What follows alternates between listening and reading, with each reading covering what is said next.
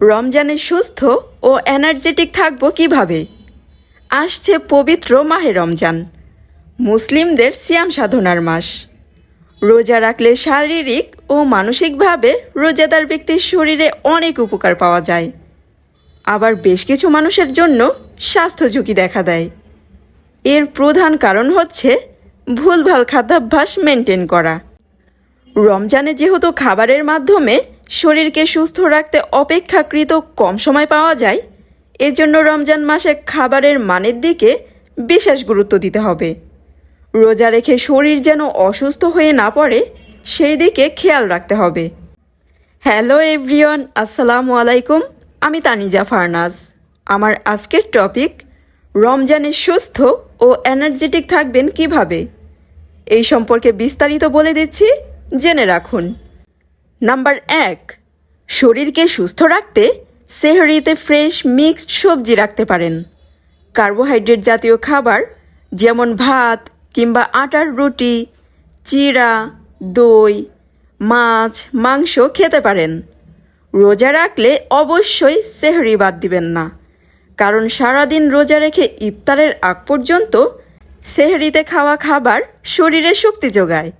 খাবার তালিকায় fibre, protein, স্বাস্থ্যকর চর্বিযুক্ত খাবার সারাদিন দেহকে প্রাণবন্ত সুস্থ রাখতে সাহায্য করে।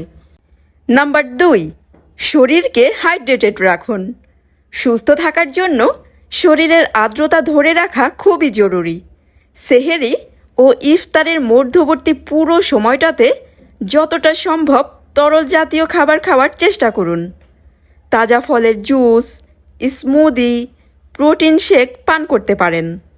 তবে অতিরিক্ত চা, কফি কিংবা অধিক পরিমাণে চিনিযুক্ত পানীয় এড়িয়ে চলুন, কারণ এগুলো থেকে পানির তৃষ্ণা বাড়তে পারে, সেই সাথে ডিহাইড্রেশন কিংবা পানিশূন্যতা দেখা দিতে পারে।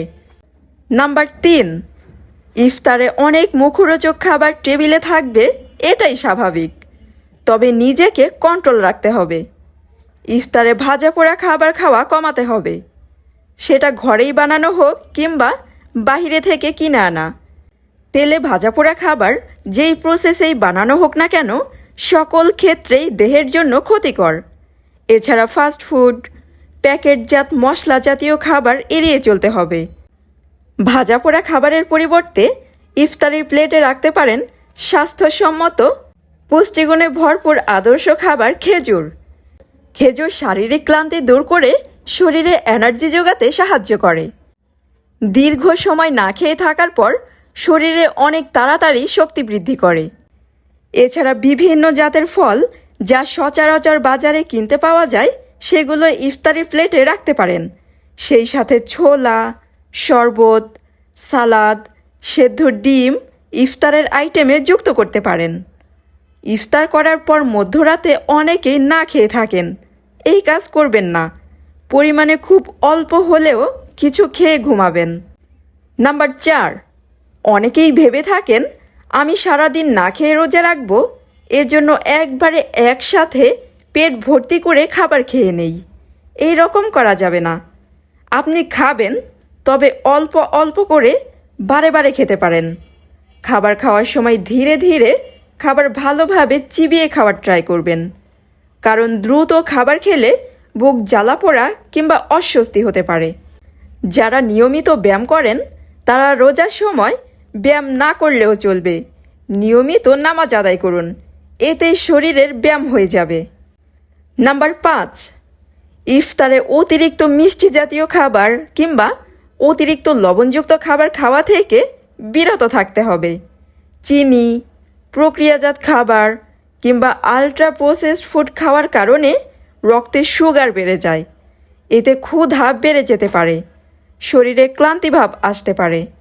এজন্য রমজানে এই খাবারগুলো এড়িয়ে স্বাস্থ্যকর খাবার খাওয়ার চেষ্টা করুন।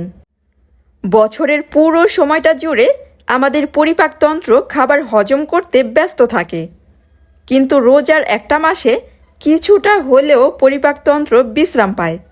এক্ষেত্রে রোজা রাখা শরীরের জন্য উপকারী। রমজানে সুস্থ থাকতে পরবর্তীতে আরও বেশ কিছু তথ্য নিয়ে হাজির হব। সেই পর্যন্ত আমার চ্যানেলের সাথেই থাকুন। আমার আজকের ভিডিও এই পর্যন্তই। ভিডিওটি যদি ভালো লেগে থাকে তাহলে অবশ্যই লাইক, কমেন্ট, শেয়ার করতে ভুলবেন না। যদি ইউটিউব চ্যানেল থেকে দেখেন তাহলে চ্যানেলটি সাবস্ক্রাইব করে দিবেন। আর যদি ফেসবুক পেজ থেকে দেখেন তাহলে পেজটিতে লাইক, ফলো দিয়ে সাথেই থাকবেন। ধন্যবাদ।